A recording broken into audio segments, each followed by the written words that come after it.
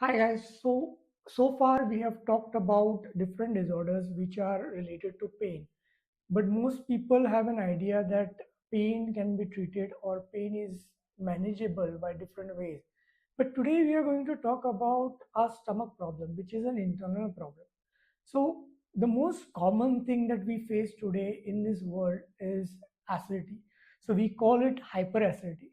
Now, most of us we love to enjoy the food luxuries. We like to eat different types of food. We like to enjoy different cuisines. But while we have that enthusiasm to enjoy this food, at the same time, at some point, our stomach is getting overburdened, and because of this burdening, it starts developing hyperacidity. So, what is hyperacidity? So, let us understand how the digestion of food works in a most basic way. So, as soon as you consume something in your mouth, you chew it, and your digestion starts from your mouth. Now, we are going to talk about the diet that we are supposed to eat in a different video, but let's say we are consuming vegetarian food and then you consume it, it is getting chewed in your mouth, it is getting partially digested by the saliva because saliva is designed to digest carbohydrate. Okay, and vegetarian diet is basically carbs based. Our mouth is not designed to digest protein or fat at a primary level. So that is the difference between animals which are carnivores and animals which are herbivores. So the carnivore have this ability to digest, their saliva has the ability to digest proteins and fats in the mouth itself while they're chewing on it. And then these amino acids are partially digested in their mouth and then it goes to the stomach for further digestion. But as humans, we are not actually omnivores. Omnivores is a concept which is somewhere you kind of force it upon human beings because we like to eat different kinds of cuisines. But to be honest, your your body from the lips all the way to your anus is designed to be a herbivore. We will make a detailed video of how this is, but right now, let us focus on the part where the acidity comes in place. So, when you consume something that is your body is not able to partially digest in your mouth, it goes into your stomach. So, the stomach has linings which produce acid, and it has the liver is a supplying bile juice to it. So, when this come together, it's kind of does a mixture and cooking job at the same time. It digests the food completely, and once that food is digested, the acid is kind of along with the food is transferred to the intestine. So let us consider an example where you're eating normal food. Suppose you're eating say 100 grams of food and the acid required to digest this food is say 50 ml. So once it goes into the stomach, it is getting digested, it is getting mixed, and it is digested. The acid already cooks the food and it is going to the intestine and it is absorbed as nutrients. Okay, but let us take an example where you consume food which is not easily digested by that 50 ml acid. So you consume that 100 grams of food, but once it goes to your stomach, the acid is not enough. So the brain thinks, okay, 50 ml is not enough, but I have to put more because something is still remaining to be digested. So the acid is increased in the stomach. So it goes to 100 ml. Still, it is not getting digested. So it sends more acid till it is digested. So as the acid quantity increases, but this food that you have consumed, right now we are not going into the depth of what kind of food it is, but let us take an example. You're consuming something hard to digest. So once it goes inside, it is not able to digest. So the acid quantity in your stomach increases. And when we know that when the acid comes in contact with any of the moisture or food particle, it kind of vaporizes. So when it vaporizes, it starts going up towards the opening of the stomach. So then you start feeling that acid feel in your body and your stomach. So this slowly over a period of time, because that acid and the food is not balanced. Okay, so that is why if that food is not digested, more and more acid is getting accumulated, and at some point of time, if it is enough, then the food is digested, it is passed on to the intestine.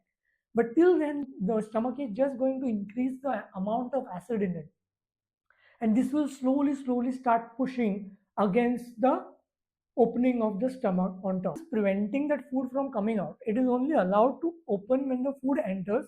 It is one way valve. So once the valve is closed, the food is retained in the stomach. But if the acid or if you have vomiting sensation, then this valve opens and it is thrown out. So this is a forced action. It is not a normal procedure. But because these gases are forming so much that it kind of forces this valve to open, and the gases or the acid sensation rises up in your esophagus. So this is an acid reflux caused by hyperacidity. Hyper, a lot, acidity, excess of acid. Okay. Now, hyperacidity is one of the most common thing that we face. Now, what are we supposed to do when you are having a good diet? Let us not talk about the diet now, but let us say that we are having a very ideal diet that the body is supposed to have. Then why are we suffering from this acidity? In those cases, when your diet is not the cause for it, that time overeating becomes one of the major cause for acidity.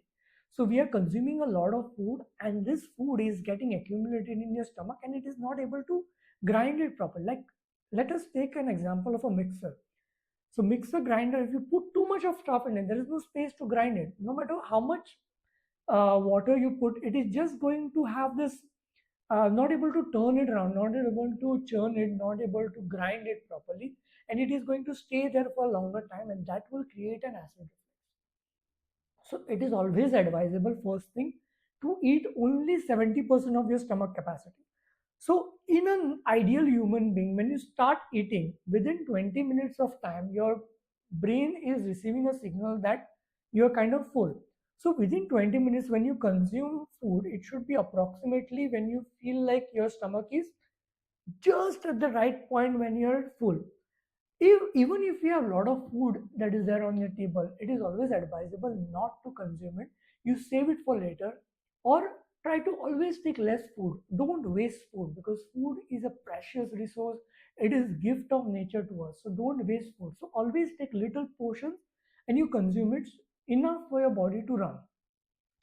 If you take too much of food and if your body is not able to digest, it is overburdened, then it will start developing this acid symptoms. Now, acidity over a period of time, if it is accumulating, it is going to create a burning of your walls of your stomach, which are producing the acid itself.